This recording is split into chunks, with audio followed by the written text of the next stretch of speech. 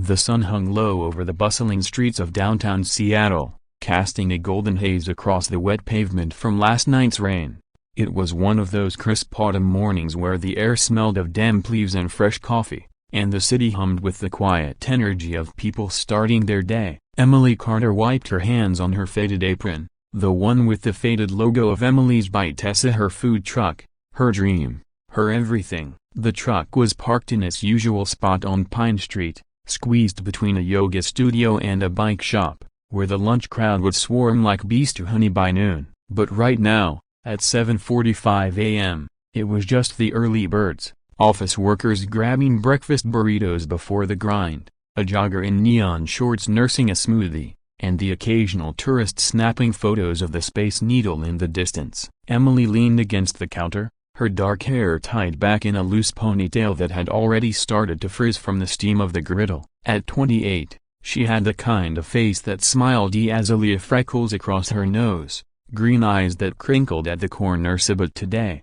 those eyes held a shadow of weariness. She poured a fresh cup of coffee for herself, black and strong, and took a slow sip. The warmth spread through her chest like a gentle hug, chasing away the chill that had settled in her bones from the open serving window. Mornings like this were her favorite, before the rush turned everything into a blur of orders and grease splatters. She could hear the soft sizzle of eggs on the hot plate, the distant honk of a ferry horn from Elliott Bay, and the rhythmic patter of footsteps on the sidewalk. It was peaceful, in its way, a small pocket of calm in a life that rarely allowed for such things. But peace was fleeting. Emily set her mug down and glanced at the line forming outside. It started slow, just a few familiar faces, Mr. Patel from the corner newsstand, who always ordered the same veggie wrap with extra hummus, Sarah, the barista from across the street, chatting about her weekend hike. Emily waved them forward with a warm morning. "What can I get for you?" Her voice was steady,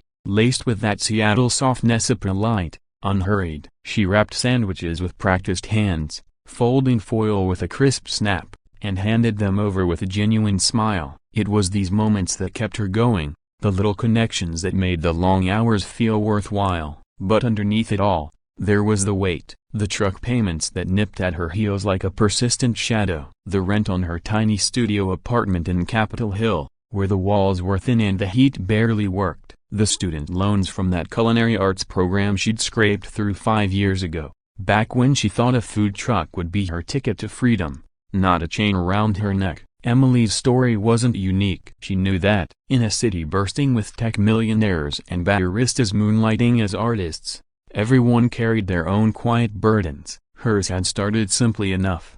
A girl from a small town in eastern Washington, raised by a single mom who waitressed double shifts at a diner. "Chase your dreams, Em," her mom had said, her voice raspy from years of smoke breaks and laughter, "but don't forget to eat." Emily had chased them hard, left home at 18 for Seattle's rain-slicked promise, worked every odd job from coffee slinger to line cook, saved every penny for this truck. Now, 7 years in, the dream was real, but it was fraying at the edges. Last month, the fryer had died mid-rush, costing her a week's sales and a loan from her cousin Jake. This month, it was the Tyressa bald and slick, whispering warnings every time she turned a corner. She lay awake at night, staring at the water stains on her ceiling, wondering if it was time to fold, to sell the truck, get a steady gig at some chain restaurant, trade passion for predictability. The thought made her stomach twist, like biting into a lemon. As the line grew,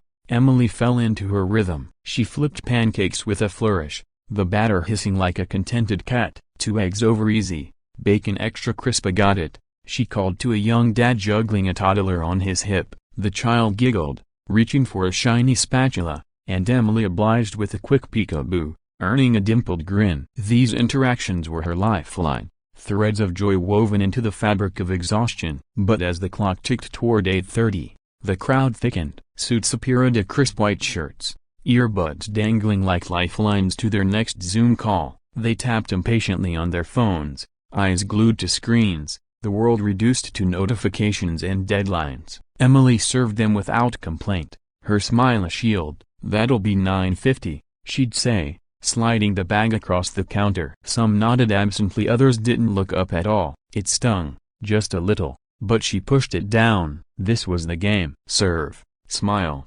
survive. Then he arrived. He stepped into line like he didn't quite belong. A ripple in the morning's steady flow. Tall, broad-shouldered, with dark hair neatly trimmed and a jawline that could have been chiseled from the granite of the Olympics. He wore a simple gray button-down, sleeves rolled to his elbows, and slacks that hung just right, not flashy, but expensive in that understated way that screamed boardrooms and private jets. No tie, no briefcase, just a leather messenger bag slung over one shoulder and a pair of aviators hooked on his collar. He scanned the menu board with mild interest, hands in his pockets, rocking slightly on his heels. The line paused, just for a beat of women glancing twice, men sizing him up.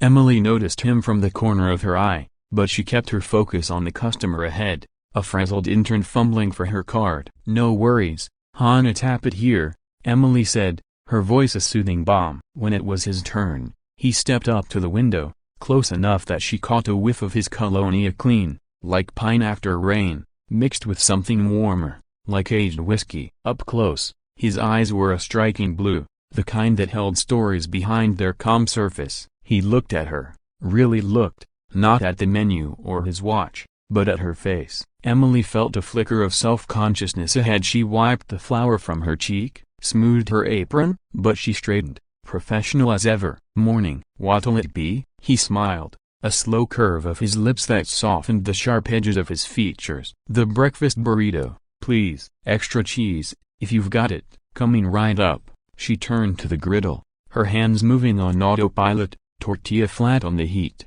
eggs cracking with a satisfying pop, cheese melting in golden rivers. The routine was comforting, a dance she perfected through countless repetitions. But as she worked, she felt his gaze linger, not intrusive, but steady, like he was piecing together a puzzle. The line behind him shuffled, a soft murmur of impatience rising. Emily plated the burrito, wrapped it tight, and slid it over with a napkin. $8. "Enjoy." He handed her a 10, his fingers brushing hers for the briefest moment, a warm, calloused in a way that didn't match the suit. "No change needed." "Keep it," he said, his voice low and smooth, carrying a faint drawl that hinted at Texas roots transplanted to the Pacific Northwest. Then, as she reached for the bill, he leaned in just a fraction, his breath stirring the steam from the griddle. "Still remember me?" The words hung in the air, soft as fog rolling off the sound. Emily froze, her hand midway to the cash drawer. "Remember him?"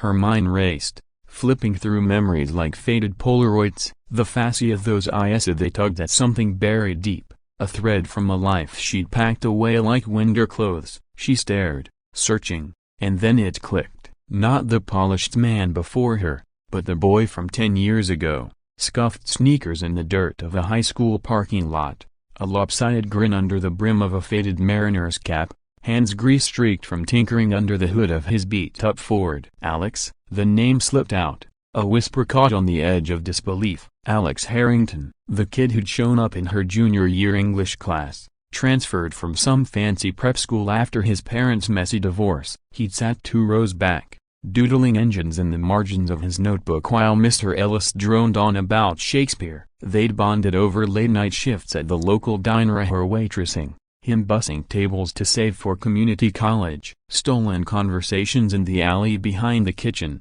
sharing fries and dreams under the sodium glow of streetlights. He'd wanted to build cars, design the future on 4 wheels. She'd wanted to cook, to feed the world one perfect bite at a time. They'd laughed about running away to California, starting fresh with nothing but a tent and a cast-iron skillet. But life had other plans. He'd gotten a scholarship to MIT after graduation, a full ride, no looking back. She'd stayed, burying her mom after the cancer one, piecing together a life from scraps. He nodded, that same grin breaking through, boyish and real. "It's been a while, Em." The line coughed politely behind him, a throat clearing, a shuffle of feet. Emily blinked, heat rising to her cheeks. "Yeah, wow, Alex Harrington. Last I heard, you were revolutionizing electric vehicles or something." She tried for light, but her voice wobbled, laced with the ache of years unspoken. He chuckled, low and warm, "Something like that." "CEO now, believe it or not. Harrington Dynamics. But I'm still just Alex to you." He glanced at the growing queue, then back at her, his eyes softening. Got a break coming up, or is this beast keeping you chained? She hesitated, wrapping another burrito for the next customer on instinct. The morning rush was cresting, orders piling like waves. But his presence was a crack in the dam, letting old feelings seep through a curiosity, a spark of the girl she'd been before the wait settled. Lunch slows down around 1, if you're not too important to slum it with truck food again. Wouldn't miss it. He stepped aside, but not before slipping a business card into the tip jar, a simple white stock, embossed with his name and a number. As he walked away, blending into the sea of suits, Emily watched him go, her heart thudding a rhythm she hadn't felt in years. The morning blurred after that. Emily moved through the motions, smiling, serving, bantering, but her mind wandered. Alex Harrington, the golden boy who'd vanished into the ether of success, leaving behind echoes of what-ifs. She'd followed his ascent in snippets, a profile in Wired about his first startup, a Forbes mention when he'd gone public, millionaire by 25, billionaire whispers by 30. And here she was, slinging hash browns in a truck that leaked oil on rainy days. Did he pity her, see her as a relic, a remember when from his humble beginnings? The thought stung, sharper than the steam burns on her wrists. But there was something else, too, a gentle pull, like the tide drawing her back to shore. Maybe it was the way he'd said her name, like it still mattered, or the brush of his fingers, accidental but electric. By noon, the line had ebbed to a trickle. Emily wiped down the counter, her movements deliberate, buying time. The sun climbed higher, painting the street in amber light, and the air filled with the scent of sea salt from the bay. She stepped out for a breath, leaning against the truck's side panel, the metal warm under her palms. Across the street, Pike Place Market buzzed with vendors hawking flowers and fish, a reminder of the city's beating heart. But her thoughts circled back to Alex. What did he want? Closure? A nostalgia trip? Or something more? The kind of spark that time hadn't quite extinguished. At 1:05, he reappeared, hands in his pockets. No bag this time. He adjusted him, looking less like a CEO and more like the boy who'd once fixed her mom's old Chevy with duct tape and hope. Brought reinforcements, he said, holding up 2 steaming cups from the coffee car down the block. Black, 2 sugars. Still your poison? She took it, their fingers brushing again this time. Neither pulled away.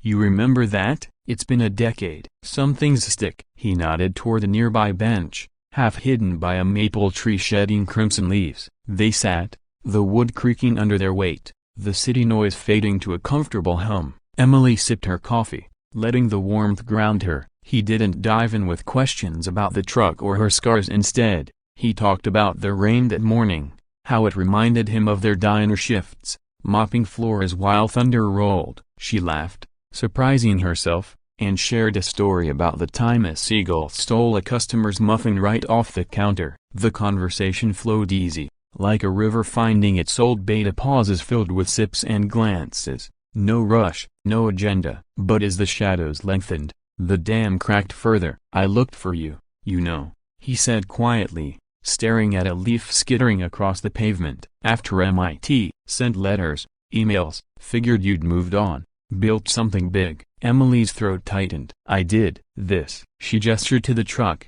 its cheerful awning flapping in the breeze. Mom got sick right after you left. I couldn't chase dreams across the country. Stayed to care for her. Then life happened. Loans, bills. The truck was my compromise, freedom on wheels, but it barely moves. He turned to her, eyes steady. It's more than that, Em. I see it in the way people light up when you hand them a plate. That's not compromise, that's heart. He paused, tracing the rim of his cup. Truth is, I've built an empire, but it's hollow. Meetings, mergers, feels like I'm driving someone else's car. Seeing you today, it reminded me why I started. The real stuff, the grease and the grit. The words settled between them, heavy with unspoken possibility. Emily felt tears prick, not from pity, but from recognition of the shared ache of paths diverged, dreams deferred. So what now? You whisper, remember me, and poof, fairy god CEO fixes my tires. He smiled,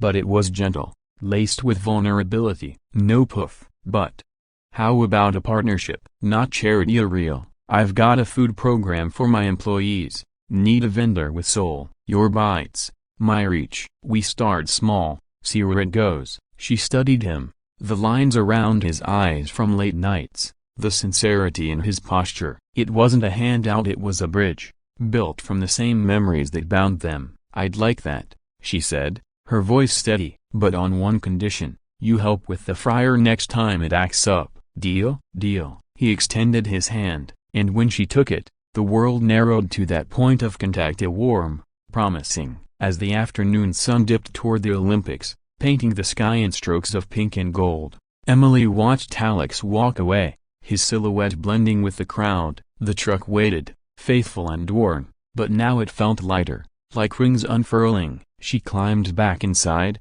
fired up the griddle, and as the first dinner stragglers appeared, she served with a renewed spark. Life wasn't a fairy tale, no wands, no instant riches.